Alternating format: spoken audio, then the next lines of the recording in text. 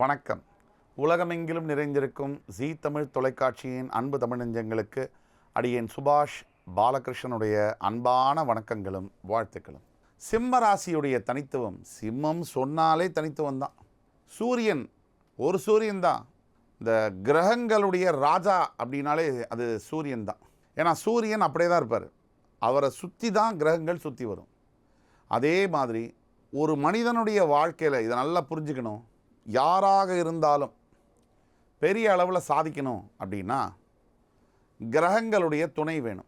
அந்த கிரகங்களுக்கு சக்தி கொடுப்பது எது? சூரியனுடைய ஒளி பிரவாகமே. அந்த சூரியனுடைய ஒளியை வாங்கி பூமி மேலே நீங்கள் பிறக்கிற தருவாயில் எந்த அளவுக்கு அந்த கிரகம் ஒளித்தன்மையை பிரதிபலிக்கிறாங்களோ அதை வச்சு தான் மனுஷன் பெரிய ஆளாகிறதும் சாதாரண வாழ்க்கை வாழறதும் வித்தியாசம்.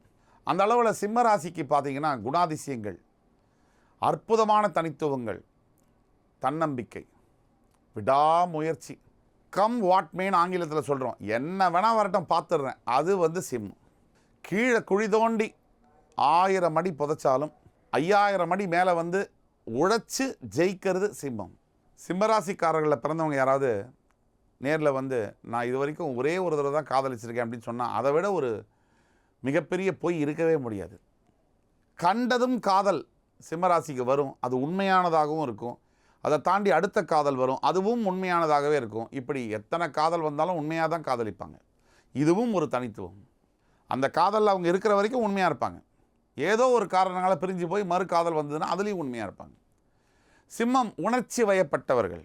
மற்றவங்களுக்கு ஒரு கஷ்டம்னா உலகத்தில் சிம்மம் மட்டும்தான் அந்த கஷ்டம் தனக்கே வந்த மாதிரி 100% யோசிக்கக்கூடியது சிம்மம் மட்டும்தான். சிம்மம் எதிர்த்து நின்னால் நம்ம தோற்றுருவோம். சிம்மம் பணிஞ்சு போனால் அவங்க உயிரியே கொடுத்துருவாங்க. சிம்மத்தில் மாற்றிக்க வேண்டிய குணாதிசயம் என்ன? அவசரம். எந்த விஷயத்துலையும் அவசரம். அந்த அவசரம் என்ன ஆகும்னா வாழ்க்கையை சிதறடிக்குது. 2வது சிம்ம ராசிக்கு என்ன பிரச்சனை அப்படின்னா, பணம் வரும்போது அடித்து விடுவாங்க. இந்த கவுண்டமணி சொல்கிற மாதிரி இந்த ஊர் என்ன விலை, இந்த தெரு என்ன விலை, அது சிம்மம் பணம் வரும்போது. சிம்மம் பணம் இல்லாத போது அப்படியே ஓரமாக செவுத்தோரமாக உட்காந்து அப்படியே மனசு யோசிச்சுட்டே இருப்பாங்க. டக்குன்னு திரும்பி 1.5 மணி நேரத்தில் அடுத்தது என்ன பண்ணலாம் அப்படிங்கிறதுக்குள்ளே போயிடுவாங்க. சிம்மத்துக்கு ரொம்ப பிடிச்ச விஷயம் நம்பிக்கை. அவங்க மேலே யாராவது நம்பினாங்கன்னா அவங்கள ரொம்ப பிடிக்கும் சிம்மராசி என்பவர்களுக்கு. தனியாக தெரிவாங்க. ஒரு 1000 பேர் இருந்தால் கூட சிம்மம் பளிச்சுன்னு தெரிவாங்க. அவங்க ட்ரெஸ் பண்ணுற விதம், அவங்க தன்னை கேரி பண்ணுற விதம், அந்த கரிஸ்மான்னு சொல்லுவாங்க ஆங்கிலத்தில் ஒரு வார்த்தை. தன்னை எப்படி எடுத்துக்கிறாங்க, எப்படி நடக்கிறாங்க, நடை உடை பாவனையிலேருந்து எல்லாமே தனியாக தெரியும். சிறப்பு மிக்கதாக இருக்கும். அதுதான் சிம்மம். சிம்ம ராசி என்பவர்களுக்கு நிறைய குறைகளில் முக்கியமான ஒரு குறை உடல் கோளாறுகள். இந்த ஹிருதய சம்பந்தப்பட்ட பிரச்சனைகள் சிம்மராசி என்பவர்களுக்கு வர்றதுங்கிறது இயல்பு. அதே மாதிரி ரத்தம் சம்பந்தப்பட்ட கோளாறுகள் இதெல்லாம் சிம்மராசி என்பவர்களுக்கு வருது. இதை விட பெரிய பிரச்சனை எது தெரியுமா சிம்மராசிக்கு? எனக்கு உடம்புல இன்னும் கூட 10 வியாதியை கொடுத்துருங்க, இந்த கல்யாணம் மட்டும் வேண்டாம் சார் அப்படிம்பாங்க.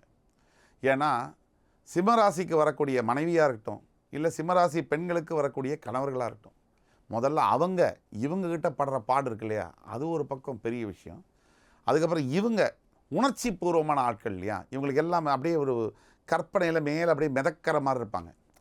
அந்த உணர்ச்சி பூர்வமாக இல்லாமல் ப்ராக்டிக்கலாக இருக்கக்கூடிய யதார்த்தமாக இருக்கக்கூடிய கணவனோ மனைவியோ அமைஞ்சிட்டா அவங்க வாழ்க்கை நரகம். அதுக்கு மேலே இவங்க வாழ்க்கை ரொம்பவே நரகம். சிம்மத்துக்கு யார் வேணும்னா தாயுள்ளம் கொண்ட துணை தான் வேணும். சிம்மம் வழிபட வேண்டிய தெய்வம் ரொம்ப சிம்பிள். சிம்மம் வழிபட வேண்டிய தெய்வம் ஆதித்ய பகவான், சூரிய பகவான். அதற்கு பிறகு நரசிம்ம சுவாமி. குறிப்பாக நம்ம ஊரில் சென்னையிலே இருக்கக்கூடிய பார்த்தசாரதி கோவிலில் இருக்கக்கூடிய யோக நரசிம்மர், அவரை வழிபடும்போது சிம்மத்துக்கு அதீத உயிர் பலம் கூடுகிறது. சிம்மம் உள்ள பயம் இருந்தால் வெளில காமிச்சிக்கிறது இல்லையா, அந்த பயமும் அறவே நீங்கும். அதாவது ஆஞ்சநேயரை வழிபட சிம்மத்துக்கு மிகப்பெரிய சக்தி பிறக்கும்.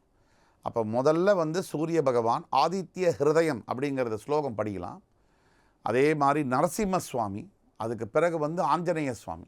இந்த தெய்வங்களை மட்டும் சிம்மம் வழிபட்டால் மனசில் இருக்கக்கூடிய பாரம் இறங்கி பெரிய வெற்றிகளை சுலபமாக பெற முடியும் அப்படிங்கிறது தான் ஆணித்தனமான உண்மை. இந்த காணொளி உங்கள் அத்தனை பேருக்கும் பிடிச்சிருக்கும்னு நம்புகிறோம்.